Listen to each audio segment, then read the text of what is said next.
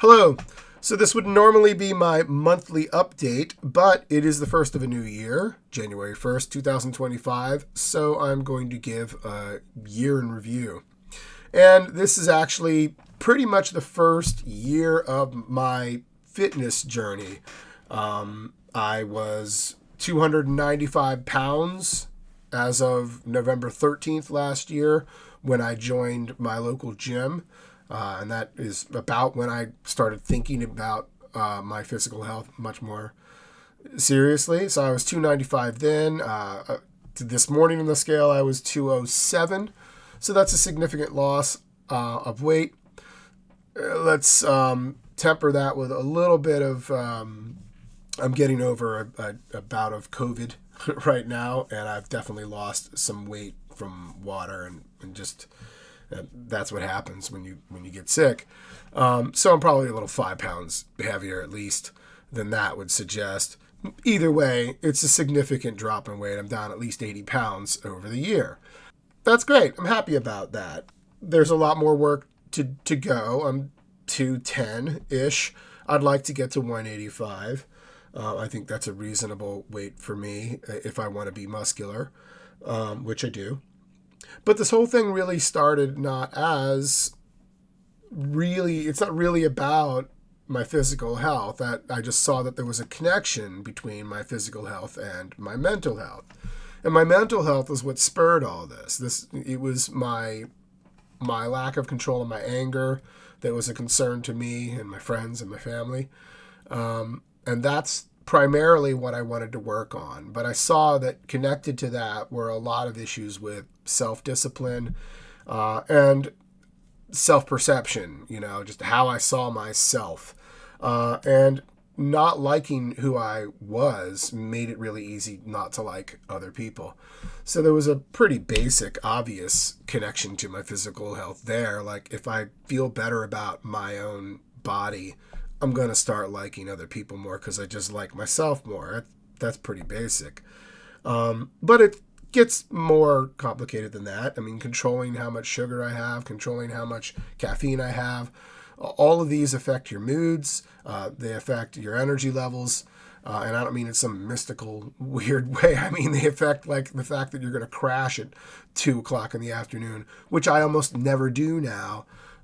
Generally because I eat a fair amount of protein and I eat it every few hours. I'm pretty much, I don't have afternoon naps like I used to. I don't pass out after lunch because I don't eat really big lunches. And a couple hours after lunch, I'm going to have a little bit of a snack anyways. So yeah, I've avoided all of that. That's been a tremendous benefit.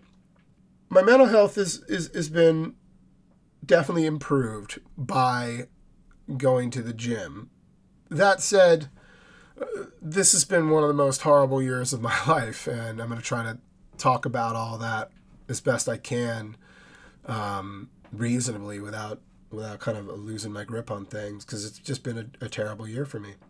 I'm proud of the progress I've made. I acknowledge the progress I have to make. One of the things about making New Year's resolutions or any kind of change, is you have to look at what's wrong with yourself, and that's not fun to do. Yeah, you have an eye on the changes you want to make, and that's a positive thing, but in order to do that positive thing, you have to look at all this ugly stuff. And that can lead to rumination, which is not a good thing. Self-examination is good. Self-persecution is not. So that's the kind of balancing act, and it's kind of a theme that I'm going for, or that I'll be going for here, is balance. That's that balance. You have to look inside and find what's wrong with you, but not dwell on and hate yourself. Like, know that it needs to change, but not hate yourself for needing to do that, to make that change. So I've been working with that and wrestling with that, and this time of year it gets very difficult. So I'm not really working on too many resolutions. I'll spoiler alert the end of the conclusion here, that my resolution is really to be a little less cynical. But I'll talk about that in my conclusion. The main thing, the reason this has been so horrible, is that my cat Leonidas was my best friend. And he passed away.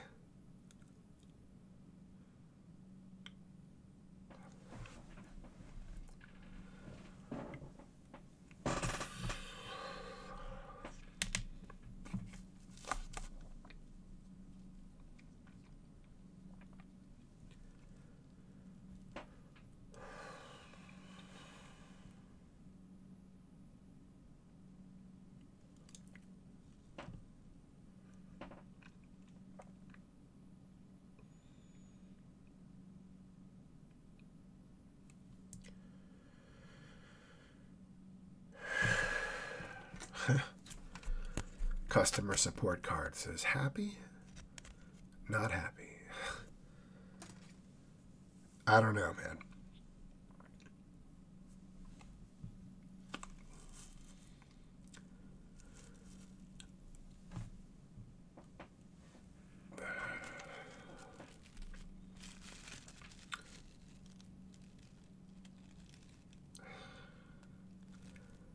So I miss him every day. And there's not a day that goes by that this doesn't happen.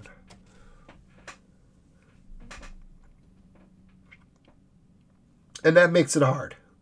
That makes it hard. And he got me through some really hard times in my life. So I feel a debt. You know, I got to keep going. I got to make sure it's worth it.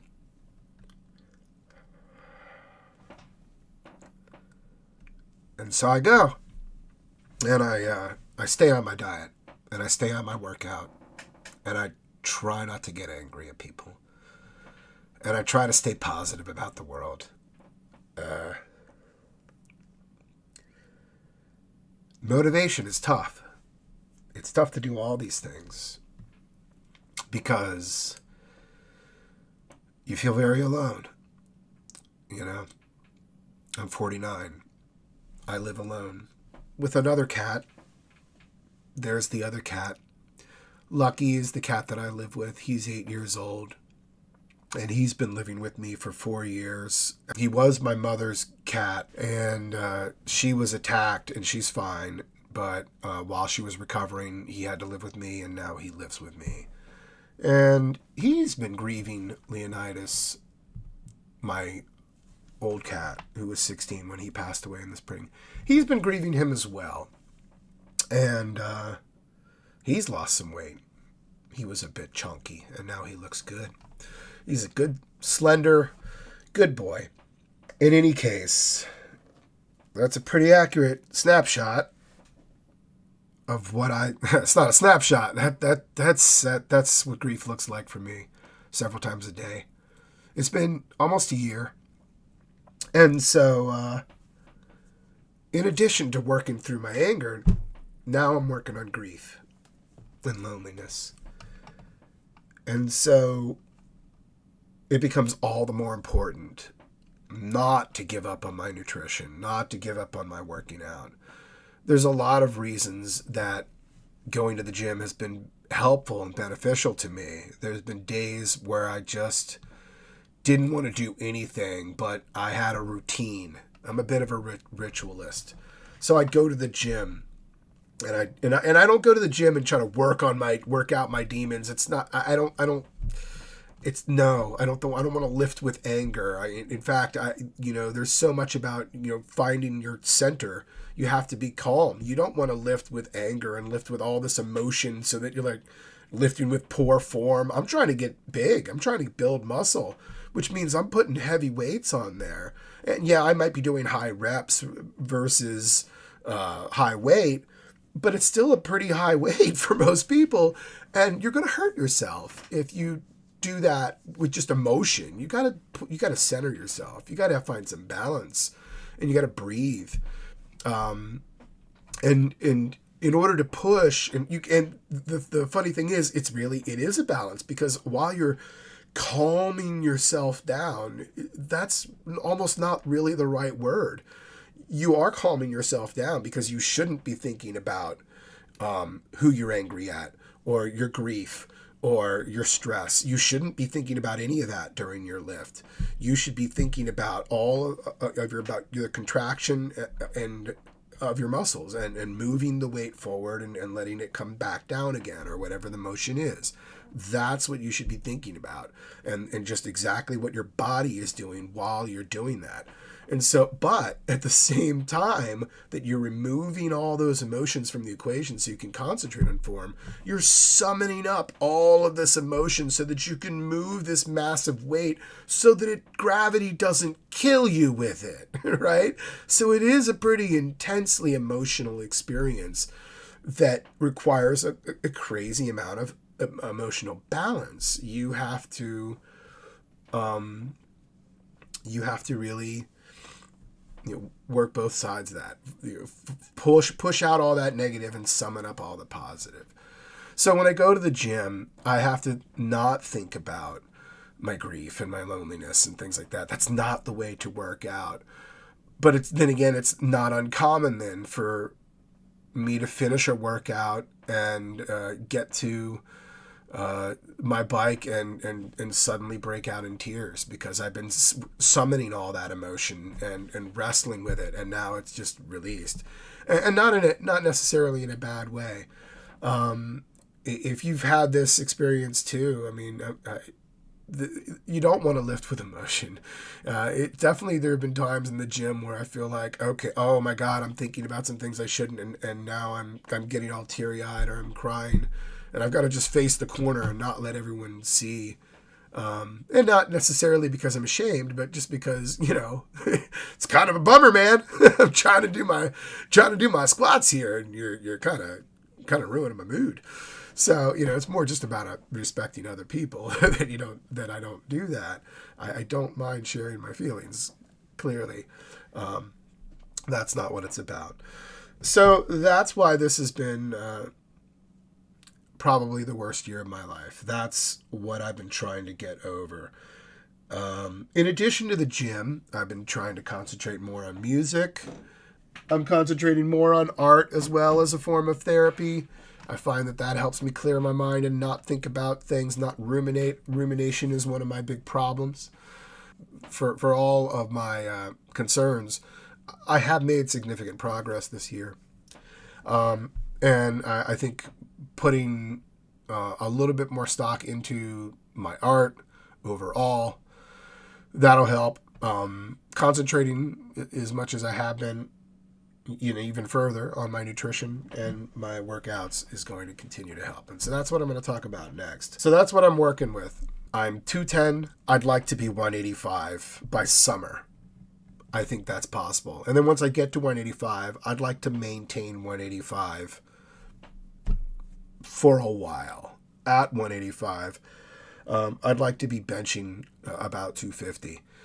My current bench press max is 225. But let me talk about my nutrition a little bit more here. So I have a website that I go to that uses an amalgamation of the ADA, the CDC, and the World Health Organization to give you a calculation of how many calories you should be eating if you want to lose weight based on your age, gender, and all that stuff.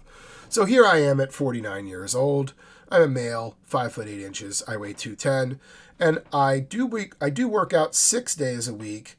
But I tend to I'm being a little conservative here because I still feel like as a newbie to intermediate, maybe there's a lot more gas in the tank than I'm using, more reps in reserve than I'm realizing I have.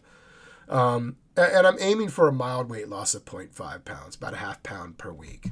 That's reasonable, 2 pounds per month. It'll probably be a little bit more than that. Now, I set it to low carb instead of balanced. Balanced gives me 154 grams of protein per day. I know that's debatable. That feels actually low to me, even though that's sort of in the middle of their range.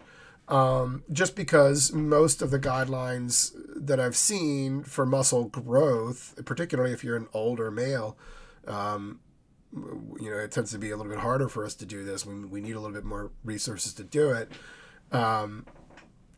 Usually about a gram per pound is what they say, which might be a little bit heavy. I like Jeff Nippard's idea, especially for recomposition, where a gram of protein per centimeter of height. And if I'm 172 centimeters, then I should be eating about 172 grams. So I round that off to about 175. So I figured I'd try the high protein, but that goes all the way to the other end. I'm going to go with low carb. That gives me 185. Sure, that looks like a good target for me. So I'm going to aim for about 175 to 185 grams of protein a day, 270 grams of fat or carbs, 86 grams of fat. I'm going to go for fewer than 67 carbs or fewer than 67 grams of sugar. Now that's going to be tough. And fewer than 29 grams of saturated fat for a total of 2,500 calories per day. Now, That still feels a little bit high, to be honest. I'm probably going to cut that to 2,200 and have a slightly more aggressive cut, but only do it for a couple months this time instead of 10 months like I did last time, and then go back to this as more of a maintenance, because I really think that they might be a little bit. I don't know. I've been losing much more weight than I anticipated, so maybe I am being a little bit too aggressive here. But this is how I'm starting my calculations, at least. Now, what am I actually eating? This was the last cheat day that I had, and by cheat day I mean I allowed myself to get to 2,700 calories. And you can see that I also had 192 grams of protein, so plenty of protein that day. This is the saturated fats column. It's 27, and you can see that I was actually good there, even on my cheat day. The fats, 86 was my limit. I had 82. That's not bad. Now the sugar, I was definitely over. I'm always over on sugar, especially on a cheat day. That's just I have a super sweet tooth, and you'd be surprised. Well, there it is. There's the soda right there was the killer. But there's lots of things that have lots of sugar in it that you don't realize. Like, look at all the sugar that's in a ketchup, in just one serving of ketchup. That's not that much. That's not that much, and there's a lot of sugar in there. And then what's the next thing? It just kind of adds up. Even in my yogurt, fair amount of sugar. And then even the non-fat milk that I have had 12 grams of sugar. So that adds up. I could have done without the soda, and then I would have been well within my range. That was the last day I ate normally and tracked things normally before I came down with COVID. The last 4 or 5 days have just been madness. I started tracking again today, so I'm back on pace for a normal diet. Along with these dietary restrictions and this tracking that I do, I'm also keeping track of my caffeine to a certain level. I mentioned that earlier. Like, here's the coffee. You can see that I'm having coffee on that day just once. I always have one after breakfast. I might have another one certainly after lunch, and then either right before my workout, so late afternoon, or I might have one, my third one, or second or third in the morning. I never have more than 3 in a day. And with 2 tablespoons and 3 cups of water, that boils out to a cup of coffee that's not very big, a standard mug of coffee, which is about 100 to 150 milligrams of caffeine. Even if I have all 3, that puts me under 400 milligrams for the day, which is your recommended limit. You can even go higher than that, but you probably shouldn't. And for someone like me who is a little bit prone to emotional outbursts, I want to keep that a little bit on the low side. But that's how I manage that. So you can see, I'm like, oh yeah, I did have 2 cups of coffee that day, and a soda, which probably had a little bit of caffeine depending on which I had. But so that's not too bad, and that's a pretty normal day aside from the soda and a couple other things. So actually, that's a pretty normal day. I didn't cheat that hard that day. I had the soda, and I might have had a couple extra. Well, the cup of noodles I think was a little higher calorie than I might have normally gone for an afternoon snack. My workout schedule, I was using one notebook that I filled up to record all my work, and I was just doing 4 sets of 20 and trying to pick a decent weight to do that with. But then I wanted to work on warming up a little bit more. Classic mistake. You can see I don't even have any. It's not that I'm not tracking the warm up. It's not there. And I know I need to warm up even more. I was doing static 20s, just like 4 sets of 20, whatever the weight was. And then I was doing progressive overload of 20. So like each set, add a little bit more weight. And now I'm moving into a new notebook. So I've decided to go to 15 reps and increase the weight. And then once I do the 15s, I'll go back to 20. And I think I'll just play with that a little bit since I'm still kind of a noob / intermediate. Basically, I think the consistency is what's most important. Now you're looking at my chest day workout, and in my chest day workout, I like to mix in abs. So I'll start with the incline, and I use an incline Smith Start with 15 reps of 70 and then go to 90, 100, and 110. Then I take like a 15-second break. The break is as long as it is to write that down and then walk across the gym over to the Bosu ball where I can do leg raises. And I do 15 of those. Then I walk across the gym back to the incline machine, write down the 15, and that's enough of a rest. While my chest was resting, I was working my abs on this. And then now that I'm over here, I can start doing this, and my abs can rest while I do that. So I'm supersetting, basically. Once I've done my incline, which I superset with the Bosu ball leg raises, then I do declines. And for those, I like to use the free weights. So I keep the weight not too high so I can manage it. Start with 95 pounds, go up to 105, 115, 125. I guess I was feeling like it wasn't very challenging, so I jumped up a little bit there that day. And then, again, as long as it takes to write that down and then walk over to another bench, that's my rest. Then from there, I do what I call candlesticks. I think there's other names for them, but basically leg raises. You lay down on the ground I lay down on a bench and then raise my legs to a 90-degree angle, then pull them back down to like to hold them flat out. So I do 20 of those. Then again, walk across and you get the idea. Next is this straight up, I call it the ergonomic bench. It's kind of a wide grip. It's not a bench. It's not a bar. It's kind of a wide grip machine. It's a machine. So it's a pretty interesting. It gives you a very full range of motion you get a really deep stretch for it. So I really like this one. But because of that deep stretch, it can be hard to get out of it. You start with the push instead of starting like at the top of it. In any case, I isolate this one and I just take a full minute between each set. I don't work this in with another exercise. And I take 1 minute of a break between each set. From there, I go to tricep extensions, and I use a rope, overhead extensions. So I use the tricep overhead rope extensions, and I superset that with crunches. I use the machine, so I do a 30-pound, put 30-pound resistance, and then I do 4 sets of 30. Take about a minute break between that superset exercise and the next superset exercise, which is weight-assisted dips. So you can see that's also progressive overload. I start with 130 pounds of weight assistance. Then I only have 120. So that's not it getting easier. That's it getting tougher for those who don't understand how weight-assisted machines work. It's subtracting that weight from my body weight, which is what I'm pushing. So it's actually subtracting less if the number goes down. So it makes it harder. And then I was using cables to do just a torque rotations, which I'm not sure are very effective. So I'm going to start doing a different ab exercise there.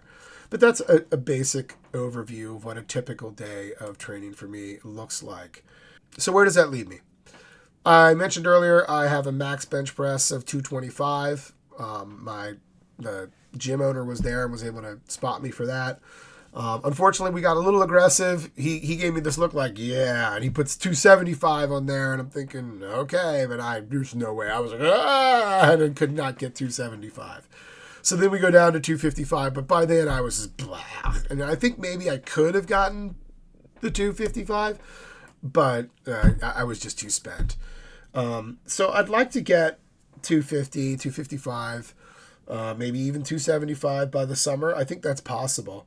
I am going to start taking creatine in about a week as an additional supplement. The only supplements I really take, I take one a days. And in order to make sure I hit my protein, I usually mix this in with my yogurt. That's about it. I'm going to start making gummies out of this so that I can, just have a little snack that's much more healthy. Like I said, I have a sweet tooth, so I figure some sugar-free protein gummies might be a great snack that can help me meet my protein needs without spending a whole lot of money on fish, which I've learned to really like now. What else? I'd like to bench press 275 by summer, but honestly, as long as my weight continues to go down, I'd like my weight to get to 185 by summer. I think that's reasonable.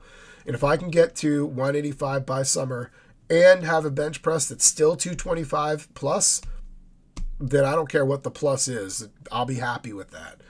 But I also don't think it's unreasonable that I can get to 275 by summer.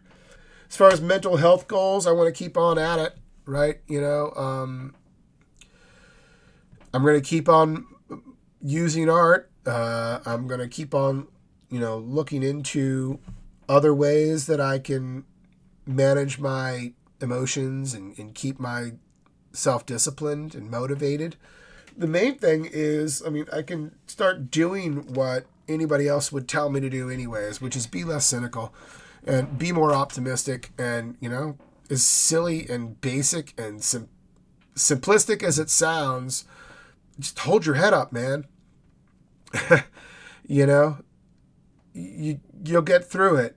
You just keep marching on, and not like stiff upper lip-ish either. That's part of the equation, I suppose, but more like looking for the positive. So here's a good example of it. I've been sick with COVID for the past 4 or 5 days now. I've been dealing with it, and it sucks, as anyone knows. I typically don't get sick, and I don't get flus, and I rough them off pretty quick. The fact that I got the first major sort of symptoms on Saturday and then knew I was sick on Sunday, and now it's Wednesday and I'm already feeling, like I'm over it. I'm on the mend. And I understand how it can affect, how sickness in general can just affect, all your schedules. And not only have I been sick with that, which ruins a lot of plans, but, it's been Christmas and Christmas Eve and New Year's Eve and all these celebrations where you typically eat too much and you're allowed to go off your diet.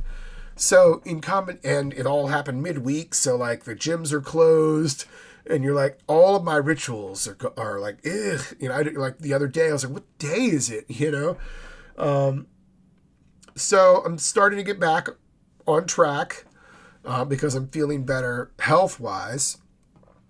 But the point is, I can look at all those lost days and lament them. I can be upset about, oh man, I definitely didn't hit my protein goals over the past couple of days because I was eating like barely anything. And I wonder if this is going to hurt my gains, or anything silly. I could think that way. Or I could think to myself, which is what I chose to do, man, I love ramen noodle soup. I don't get to have ramen noodle soup very often because it doesn't really fit my daily macros and my calories. It's just a little too high calorie and high fat to fit in most days. And I used to eat ramen noodle soup like almost every day, seriously. And, that's not very healthy. I got to kind of eat a lot more soup and, high fat, and I needed to. I had COVID.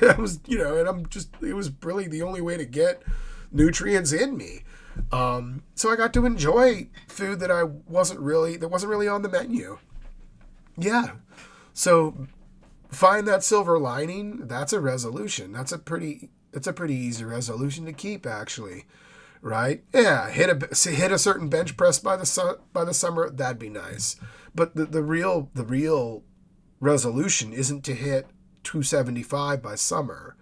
The resolution is to be happy with whatever my bench press is when I get to the summer. That's the resolution. For far too long, I've mistaken cynicism and skepticism for trenchant analysis, when really they're just easy. It's so easy to just tear something down and be cynical. And so that's another part of my resolution. Be less cynical. Be more positive, and be happy with myself. Understand that things take time, and maybe it's taken way longer than I wanted it to. But no one wins this thing. That's another illusion that you have to dispel yourself of. I'm not sure how uplifting that might be to anybody, and I'm not sure how much this is going to get edited. But that was my year. That was my horrible 2024. Horrible is the wrong word, because I mean the grief like overwhelms the tone of the year. But it's so hard to put 2024 into how do I define 2024? The worst year of my life. I lost my best friend. You know, there's that. I also lost 80 pounds and got strong and got myself mentally in better shape than I've been in a long time, despite that great loss in my life. The world is less bright to me, yet I feel more optimistic and less hateful than I ever have. It's a weird feeling. I don't really know how to describe it other than to ramble, other than to leave this kind of journal about what a mixed up, messed up year 2024 has been, and why that ironically has me resolved to be more optimistic and less cynical. Happy New Year, everyone. Let's all be a little bit happier.